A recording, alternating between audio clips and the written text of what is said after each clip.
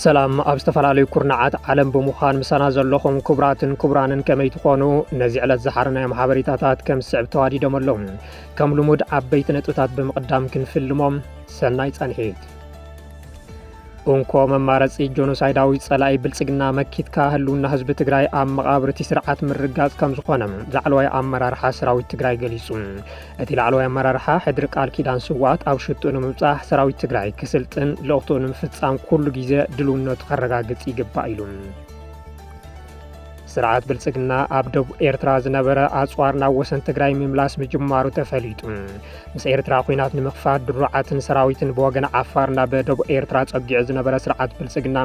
ሕዚ ካብቲ ቦታ እናውፅአ ናብ ወሰን ትግራይ የጸግዖ ከም ዘሎ ዝወጹ ሓበሬታታት የመልክቱ ሃገራዊ መዝሙር እንትዝመር ኮፍ ካብ ዝበልዎ ኣይለዓልን ብምባል ተቃውሞኦም ዝገለጹ ኣቦ ወንበር ውድብ ውናት ዝነበሩ ዶክተር ደጀን መዝገቦም ምስ መንግስቲ ፌደራል ሓቢርና ክንሰርሕ ኢና ክብሉ ተሰሚዖም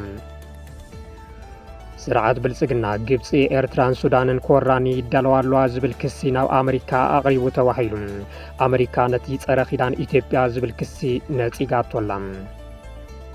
ቀዳማይ ሚኒስትር አብይ አሕመድ ናብ ሱዳን ሽምግልና ልኢኾም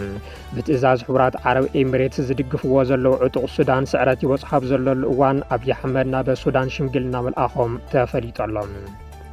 እዚ ናብ ዝርዝሮም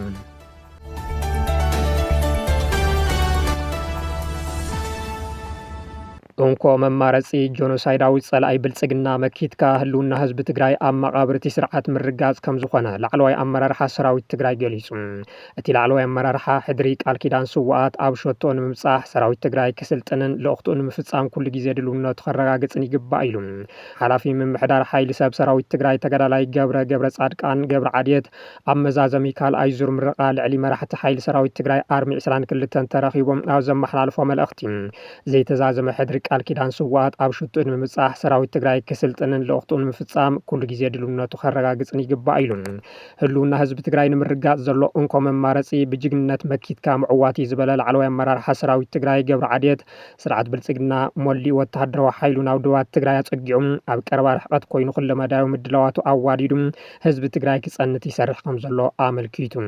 ብጅግና ሰራዊትና ኣብ አንጻር ጽንተ ዝተገበረ መስተንክራዊ ጀግንነት ኣብ ዝሕዚ እዋን ንዘጸላለወና ዳግማይ ጽንተቱን ከም ዝድገም ኣይጠራጠርን ዝበለ ተጋዳላይ ገብረ ጻድቃን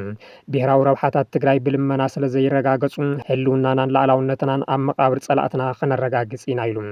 ህዝቢ ትግራይን ሰራዊት ትግራይን ንትዕግስቱ ዘጸንቅቑ ተግባራት ስርዓት ብልጽግና ብሕውር ቀላጽም ክምክት ኣብ ዝሕሸ ቁመናን ብቕዓትን ስለ ዘሎም ብፕሮፓጋንዳ ጸላኢ ኣይንበርከኽን ክብል እውን ተሰሚዑ ኣዛዚ ኣርሚ 22 ተጋዳላይ ገብረ ሰላማ ኣሕፈሮም ህላው ህዝቢ ትግራይ ንምርጋጽ ኣብ ዝግበር ብሔራዊ መኸተ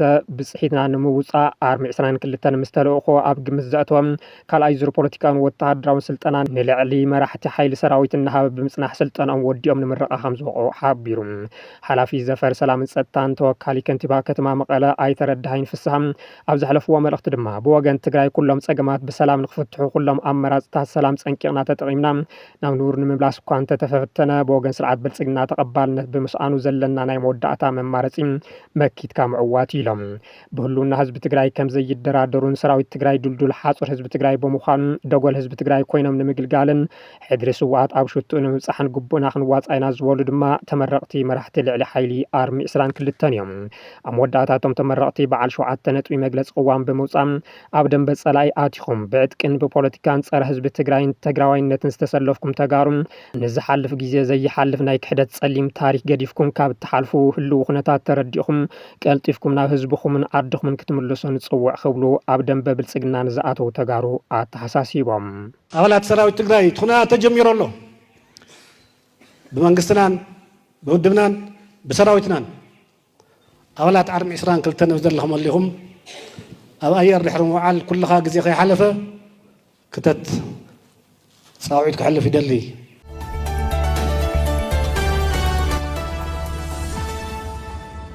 ስርዓት ብልጽግና ኣብ ደቡብ ኤርትራ ዝነበረ ኣጽዋሩና ወሰን ትግራይ ምምላስ ምጅማሩ ተፈሊጡ። ምስ ኤርትራ ኩናት ንምኽፋት ድሩዓትን ሰራዊትን ብወገን ዓፋር ናብ ደቡብ ኤርትራ ጸጊዑ ዝነበረ ስርዓት ብልጽግና ሕዚ ካብቲ ቦታ እናውፅአ ናብ ወሰን ትግራይ የጸግዖ ከም ዘሎ ዝወፁ ሓበሬታታት የመልክቱ። ስርዓት ብልጽግና ብግንባር ቡርየ ዝነበረ ድሩዓት መካናይዝድ ኣጽዋር ኣልዒሉ ሎሚ 23 ሓምለ 2018 ዓ.ም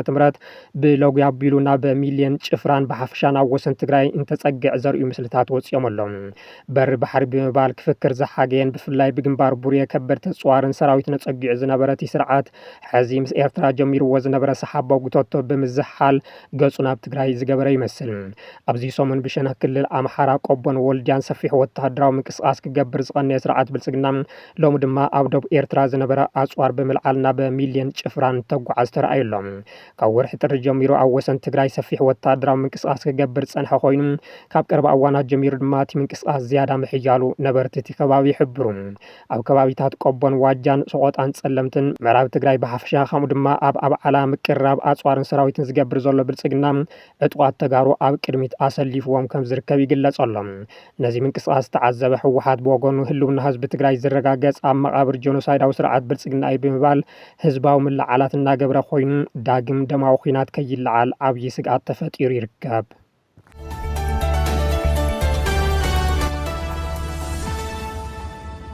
ኣህጉራዊ መዝሙር እንትዝመር ከፍ ካብ ዝበልዎ ኣይለዓልን ብምባል ተቃውሞኦም ዝገለጹ ኣቦ መንበር ውድብ ውናት ዝነበሩ ዶክተር ደጀን መዝገቦም ምስ መንግስቲ ፌደራል ሓቢርና ክንሰርሕ ኢና ክብሉ ተሰሚዖም።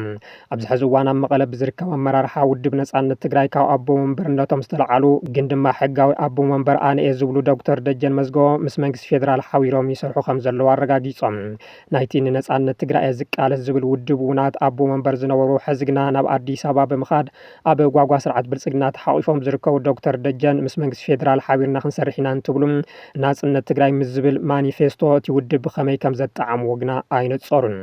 ባህግን ዕላማን እቲ ውድብ ነጻነት ትግራይ ምግሃድ ከም ዝኾነ ዝገለጹ ኣብ መቐለ ዝርከቡ ዝበዝሑ ኣመራርሓን ኣባላትን እቲ ውድብ ንዶክተር ደጀንን ምክትሎምን መትከላት እቲ ውድብ ሸርሽሮም ምስ ናጽነት ትግራይ ተሪፉ ህላወ ትግራይ ዘይምነ ስርዓት ብልጽግና ይሰርሐሎ ብምባል ብጉባኤ ከም ዘሰናበቶም ዕላው ገይሩ እዩ። ማህተምን ገጽ ፌስቡክን ሒዞም ናብ ኣዲስ ኣበባ ዝኸዱ ዶክተር ደጀን ግና እቶም ኣብ መቐለ ዘለዉ ተላእኽቲ ሕወሓት ብምባል ዝኸስዎም ኮይኖም ንባዕሎም ድማ ከም ሕጋዊ ኣቦ መንበር እዮም ዝቆጽሩ። ብርግጽ ዝመርሕዎ ኣባልን ዝሰርሕዎ ስራሕን ዋላ ይሃሉ ኣብ ሚድያታት ግና ኣቦ መንበር ውናት ዝብል ሓላፍነት እንትጥቀሙ ይረኣዩ። ኣብቲ ብእኒ ጀነራል ጻድቃን ገብረትንሳኤ ዝተጣየሸ ቤት ምክሪ ሰላምን ለውጥን ትግራይ ዝብል ስያሜ ዘለዎ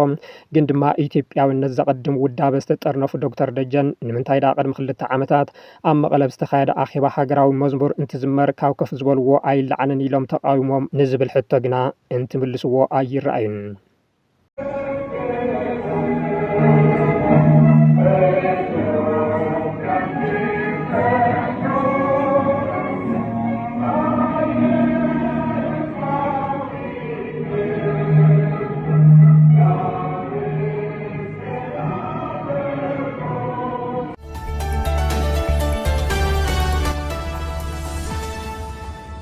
ስርዓት ብልጽግና ግብፂ ኤርትራን ሱዳንን ክወራኒ ይዳለዋ ኣለዋ ዝብል ክሲ ናብ ኣሜሪካ ኣቕሪቡ ተባሂሉ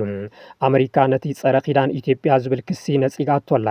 ኣማኻሪ ፕረዚደንት ኣሜሪካ ኣብ ጉዳይ ዓረብን ኣፍሪካን ሞሳድ ቦለስ ድሕሪ ዲፕሎማስያዊ ኣኼባታት ካይሮ ጸረ ኪዳን ኢትዮጵያ ዝብል ክሲ ነጺጎምዎም። ኣሜሪካ ምስ ኢትዮጵያን ኩለን ሃገራት ኣብ መላእ ቀርኒ ኣፍሪካን ሰፊሕ ዞባ ቀይሕ ባሕርን ብምትሕባር ሓበራዊ ቀዳምነታት ንምስጓም እያ ትሰርሕ ዝበሉ ሞሳድ ቦለስ እቲ ዝግበር ዘሎ ርክብ ምስ ሓደ ዞባዊ መሻርክቲ ፊንካ አንጻር ሓደ ምስራሕ ኣይኮነን ኢሎም። ዲፕሎማሲ ኣሜሪካ ተጻረርቲ ሓይልታት ምፍጣር ወይ ምፍላይ ምዕማቕ ኣይኮነን ምስ ኩሎም መሻርክቲ ብምትሕባር ጎነፅ ንምክልኻልን ዘላቐ ሰላምን ጸጥታን ንምርጋፅን ሃናፅ መንገዲ ሰላም ምስራሕ ይኽብሉ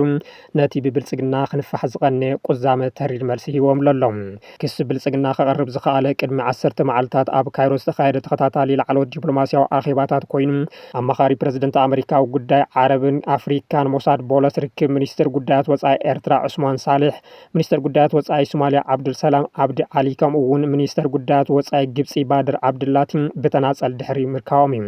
ላዕለዋይ ኣማኻሪ ፕረዚደንት ኣሜሪካ ዶናልድ ትራምፕ ሞሳድ ቦለስ ቅድሚ ሓደ ሰሙን ኣብ ካይሮ ምስ ሚኒስተር ጉዳያት ወጻኢ ግብፂ ኤርትራን ሶማልያን ዘካይድዎ ርክብ ፀረ ኢትዮጵያ ዝኾነ ትሕዝቶ ከም ዘይብሉ ኣፍሊጦም ኣለዉ እቶም ላዕለዋይ ኣማኻሪ ጉዳይ ዓረብን ኣፍሪካን ኣብ ማሕበራዊ መራኸቢ ኤክስ ኣብ ዘርግሕዎ ሓበሬታ እቲ ምስ ሚኒስተር ጉዳያት ወጻኢ እተን ሰለስተ ሃገራት ዝተገብረ ዝርርብ ዘይግባእ ትርጉምን መልክዕን ተዋሂብዎ ከም ዘሎ ገሊፆም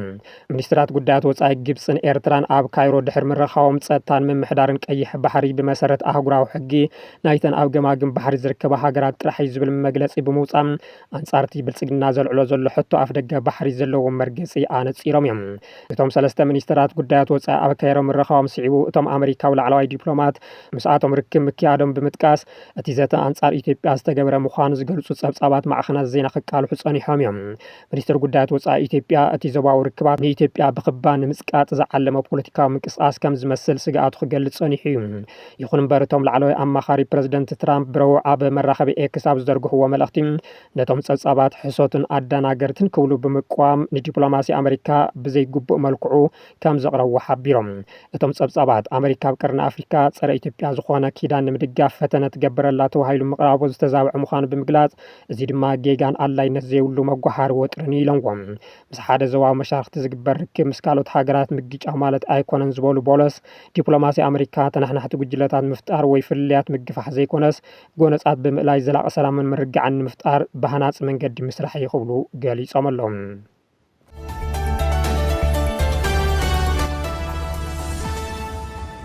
ቀዳማይ ሚኒስትር ኣብይ ኣሕመድ ናብ ሱዳን ሽምግልና ልኢኾም ብትእዛዝ ሕቡራት ዓረብ ኤሚሬትስ ዝድግፍዎ ዘሎ ዕጡቕ ሱዳን ስዕረት ይበፅሖ ዘለሉ እዋን ኣብይ ኣሕመድ ናብ ሱዳን ሽምግልና መልኣኾም ተፈሊጡ ኣሎ ልኡኽ ሕቡራት ዓረብ ኤሚሬትስ ንምፍፃም ንዕጡቕ ሓይሊ ሚሊሻ ጃንጃዊድ ሱዳን ብምድጋፍ ወላፈን ኩናት ሱዳን ናብ ደቡብ ንክስሓብ ዝገብርዎ ኣብይ ሕዚ ናብ ሱዳን ሽምግልና ከም ዝለኣኹ ተፈሊጡ ኣሎ ቀዳማይ ሚኒስትር ኣብይ ንኣባል ኦህዴውን ዋና ጸሓፊ ኢጋድን ወርቅነህ ገበየሁ ናብ ካርቱም ሽምግልና መልኣኾም ተረጋጊጹ ኣሎ ጉዕዞ ወርቅነህ ገበየሁ ናብ ሱዳን ነቲ ኣብቲ ሃገር ዝካየድ ዘሎ ኩናት ብድርድር ንምውዳእ ዝዓለመ ምዃኑ እኳ እንተተገለጸ እቲ ኩናት ናብ ደቡብ ኢትዮጵያ እናተጸግዐ ምምፁ ምስ ውሽጣዊ ጎነፃት እናተኣሳሰረ ምምፁን ዕጡቕ ሓይሊ ሚሊሻ ጃንጃዊድ ስዕረት እናተጎልበበ ብምኻዱን ኣብ ደንበ ብልጽግና ዓብዪ ጭንቂ ብምፍጣሩ እናተባህለ ይርከብ ብትእዛዝ ሕቡራት ዓረብ ኤሚሬትስ ኣብ ቤንሻንጉል ጉሙዝ ማእኸል መሰልጠኒ ተፈቒዱሉ ካብ ኢትዮጵያ እናተበገሰ ኣብ ልዕሊ ሰራዊት ሱዳን መጥቃዕቲ እናፈጸመ ዝጸንሐ ብጀነራል መሓመድ ዳጋሎ ዝምራሕ ዕጡቕ ሓይሊ ኣብዚ ቀረባ እዋን ስዕረታት ብምትንጋድ ሒዝዎም ካብ ዝነበሩ ወሰንቲ ቦታታት ምልቃቑ ዝፍለጥ እዩ ብፍላይ ኣብ ደቡብ ኢትዮጵያ ትርከብ ከተማ ኩምሩክ ኣብ ኢድ ሰራዊት ሱዳን ምእታዋን እቲ ዕጡቕ ሓይሊ ናብ ውሽጢ ኢትዮጵያ ምንስሓውን ድማ ንብልጽግና ህራስ ዝኻልአ ፍጻመ ከም ዝኾነ እዩ ፍልፍላት ዝሕብሩ ካብ ኣሶሳን ባህር ዳርን ብዝብገሳ ድሮናት መጥቃዕቲ ይበፅሖ ከም ዘሎ ክኸስስ ዝጸንሐ መንግስቲ ሱዳን ድሕሪ ምቁጻር ከተማ ኩምሩክ ኣብ ውሽጢ ግዝኣት ኢትዮጵያ መጥቃዕትታት ይፍጽም ከም ዘሎ ዝወፁ ሓበሬታታት የመልክቱ ብቐጥታ ላዕላዊ ግዝኣቱ ክሕሉ ዘይኽእል ስርዓት ብልጽግና እዚ ዓብዪ ስግኣት ዝፈጠረሉ ኮይኑ ብኩናት ምስ ሱዳን ክገጥም ከም ዘይኽእል ብምርዳእ ሽምግልና ንምልኣኽ ተገዲዱ ከም ዘሎ ማዕኸናት ዜና ሱዳን እናፀብፀባ ይርከባ ንኻልኦት ብባንዳነትን ላዕላውነት ብምድፋርን እናኸሰሰ ዝውዕል ስርዓት ብልጽግና ኣብዚ ሕዚ እዋን ሰራዊት ሱዳን ኣብ ውሽጢ ግዝኣት ኢትዮጵያ መጥቃዕቲ እናፈጸመን ጀነራል ዓብዱልፈታሕ አልቡርሃን ኣብ ኣደባባይ ኣልፋሽጋ ኣካል ግዝኣት ሱዳን ኢሎም እናኣወጁን መልሲ ክህብ ዓቕሚ ስለ ዘይብሉ ንኣባል ኦህዴዮ ወርቅነህ ናብ ካርቱም ልኢኹ ኣሎ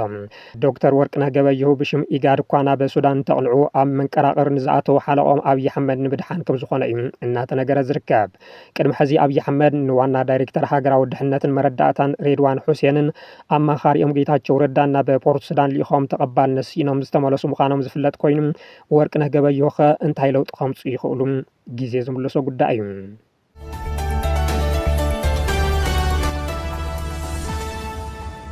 ክቡራትን ክቡራንን ነዚ ዕለት ዝሓዝናዮም ሓበሬታታት ነዚኦም ይመስሉ ነይሮም ስለ ዝተኸታተልኩምና ኣዝና ነመስግን ሰላም ደሓን ኩኑ